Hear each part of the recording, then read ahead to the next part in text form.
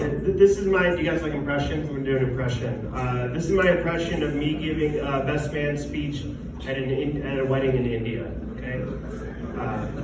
All right, excuse me, allow me to address the elephant in the room. Thank you. Thank you. One down. I moved out here a few years ago, and my dad wanted to visit. And I'd like to think it's because he wanted to help me move in, but it's more so because he wanted to smoke weed again for the first time since the 70s. And what no one told him, including me, was that it's gotten a little bit stronger in 5 decades. Technology is amazing. So, you know, we have dinner, we have a lovely day, and then my dad picks up the joint, and he's like, "Hey, Playboy, you want to smoke this shit?" You know, like a 65-year-old white guy from the suburbs talks. Yes, Dad, I would love to. So I take a hit, I inhale it, and I exhale it. You know, setting a good example because it's been a while, right? He takes a hit, he inhales it, doesn't exhale it at all. He did not pay attention to the second part of my example. And I was like, hey bud, just checking in. What are you doing? And he's like, sit back and watch. I'm going to teach you how we used to do it. Yes. Yeah, he did. So we take 2 more hits, and I was like, I think we're done here. Because by this time, it's 1970s for my dad again. Like, he's throwing up peace signs. We got Steve Miller Band on the radio. We're talking about how to dodge the draft for Nam. It worked. We both didn't go. And then he does the craziest thing, which is that he stops breathing. Yeah, that one's less fun. He stopped breathing, so I had to jump into action as best as I can, as high as I am, right? I get his inhaler, I give him mouth to mouth, I call 911, ambulance comes, picks him up, takes him away.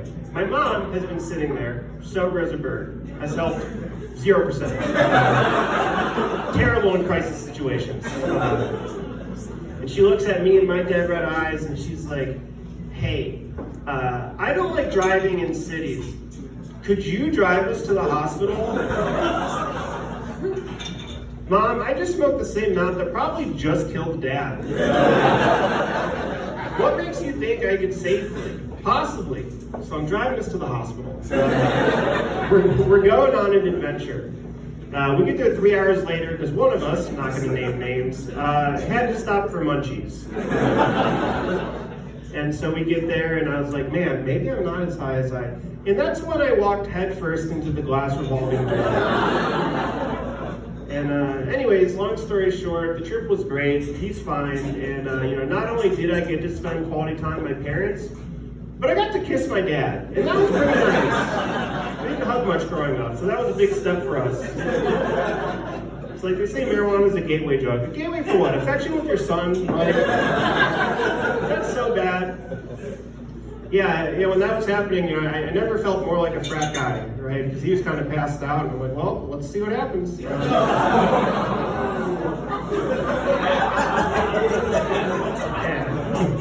Yeah, frat guy, Raymond guy. Okay. But yeah, a little PSA out there, you know, if anyone wants to dip their, if anyone has a parent maybe that their parents want to dip their toes back in marijuana or try it for the first time, guys, talk to your parents about the dangers of marijuana. Sit them down and let them know that there's an open line of communication, that they can ask you questions, you won't get mad. And just because all the other parents are doing it, doesn't mean they need to do it. For God's sakes, tell them to exhale the smoke. I think that could really save a lot of lives. Let's see here. My girlfriend asked me what the weirdest thing I've ever masturbated to was. Have any of you fielded this question? So yeah, what's the weirdest thing you've masturbated to? Yeah. You with another woman? Oh yeah, I was wearing that wig one time. Yeah, that was nice. He was very gentle. I was at the Titanic. Yeah, she's like, oh, that's very common. There's a lot of sex scenes in it.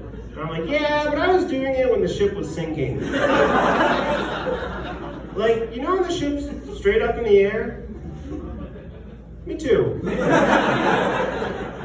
The lifeboats are paddling out, like, I'm coming. I'm like, whew, me as well. Yeah, but I had that movie, not to brag, I had the movie on VHS in the as a boy in the pre-internet porn era. And that was very clutch to have, right? Your body's changing, you're figuring stuff out, or whatever the other boys were doing. And so I'd have my buddies, we'd watch it, and one day my friend comes down and was like, hey, I know we haven't seen boobs before, but I've heard that she has fake nipples for this drawing scene. And we're like, yeah, that sounds right. Yeah, those don't look like what we're used to. But we weren't really smart kids, because a few years prior, when we were in elementary school, we learned about condoms.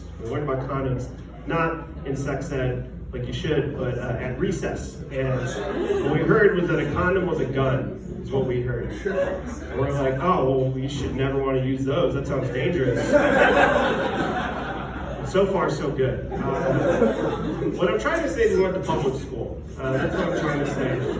And in public school, in kindergarten, my parents were called into the school administrator's office with me. I was sitting there. And the school administrator, like Mr. and Mrs. Ellis, we want to bring you in here. We're worried about your son and his motor functions. We think he might be mentally retarded.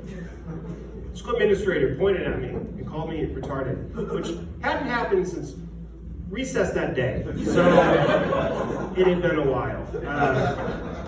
And they're like, we're worried about him because he can't skip, and skipping leads to motor functions. So we want you to take him home, and we need him to practice skipping. So I had to go home and practice skipping every night for 2 weeks. I'm not even joking. So I had to practice skipping. I go skip in my parents' basement. So then I go back to school after a fortnight of skipping. Apparently I grew up in 1400s England. And I was like, you know what? I'm going to show them that I'm like happy to be here. I'm going to show them I can skip. I'm going to have a smile on my face, right? And so I skip around the gym with a smile, and they bring my parents back in, and they're like, well, he's not retarded, but we do think he's gay. So it seems like you really enjoyed that.